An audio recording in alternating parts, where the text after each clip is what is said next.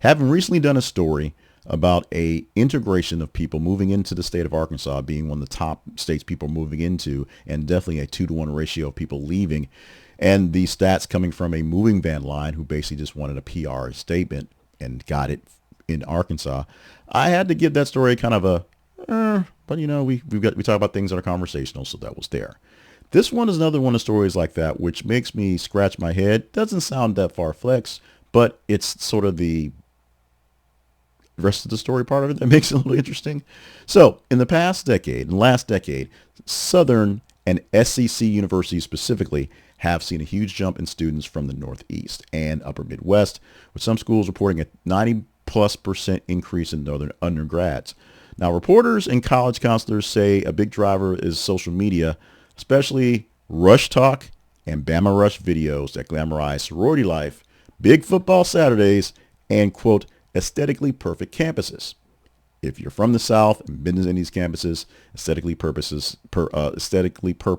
is not one way you would describe them. But hey, if you see it on TV, it brings them dollars down here. We're going for it, apparently. Many of the teams are scrolling through TikTok and see clips like Alabama, Ole Miss, Tennessee, South Carolina, and Florida look appealing. And the schools look even better than some Ivy League schools that are near to them. And this is based a lot off of sorority stuff. You can see the sort of saccharine in my voice for that one. At the same time, Axios and Wall Street Journal note that lower tuition, generous merit aid, and warmer weather actually make the South feel like a better value for 4 years of college. So as opposed to some of the schools they pay for up north, in-state or out, what you pay for them down here tend to be a little bit better.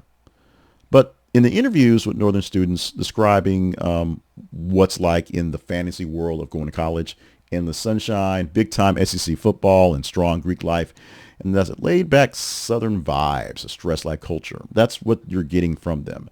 Articles from many places like Campus Reform, Fox News, and many mission blogs say that many families see Southern campuses as friendlier, less intense, and more normal than the elite Northeastern schools, especially after pandemic. There was a lot of talk about how Southern schools and the red states were kind of open to stuff, and that's one thing that brings people in. TikTok and Instagram actually feeds on this for game day outfits and sorority houses looking like big old mansions and people in antebellum dresses. Students studying under palm trees, all that sell the dream of this beautiful life in college. Some students also say that the idea of being a little different from back home is a thing as well. You know, they come down south and they're the outsider, and it's a little bit different for the Southern way of life. It's some way that basically makes it a great thing for them, and it's a reason why there are many folks that do this. So when they get here, they do get some of the fun, they do get some of the sun, they do get some of the realities of the South, and that's when reality actually hits them, and it doesn't happen in 15 seconds in a TikTok video.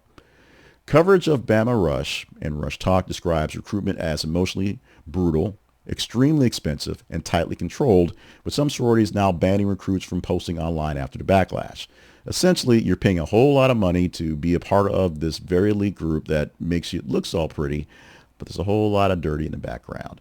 People and other outlets have also profiled Northern schools who transferred out after discovering that Greek life, the cliques, and the pressure to fit in the Southern look actually doesn't match the fantasy. If you can't actually make it work, then you can't make it work.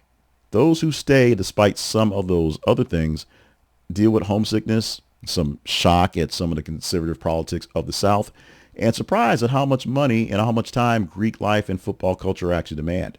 It's a lot. And then you're supposed to go to class and graduate eventually.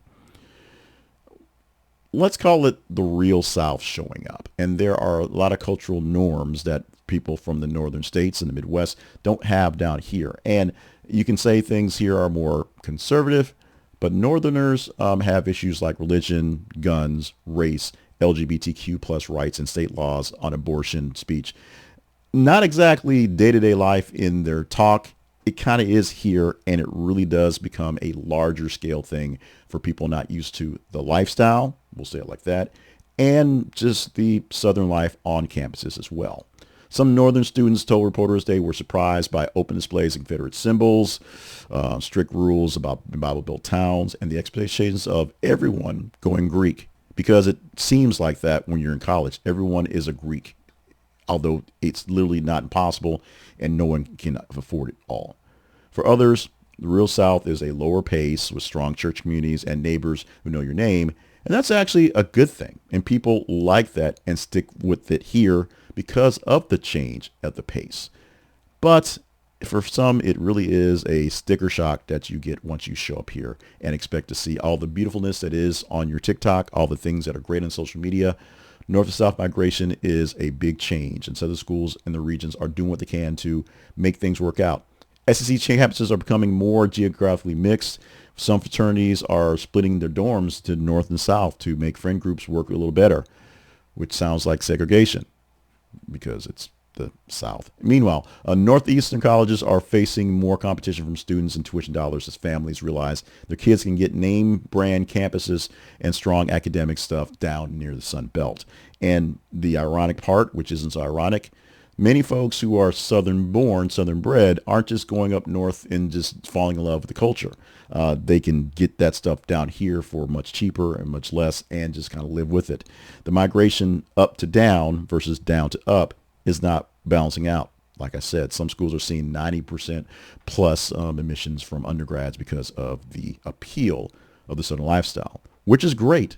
Your marketing is awesome, but does that mean all these folks are graduating, staying happy, staying healthy, and going back up to New Jersey with the Kentucky bumper stickers on their trucks?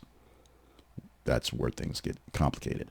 Many Northern students report finding strong communities and school spirit and better quality of life at Southern schools and SEC schools in particular because the costs are lower for the most part and there's better weather for the most part and a social scene built around a facade, if you will. I'm going to just say it like that.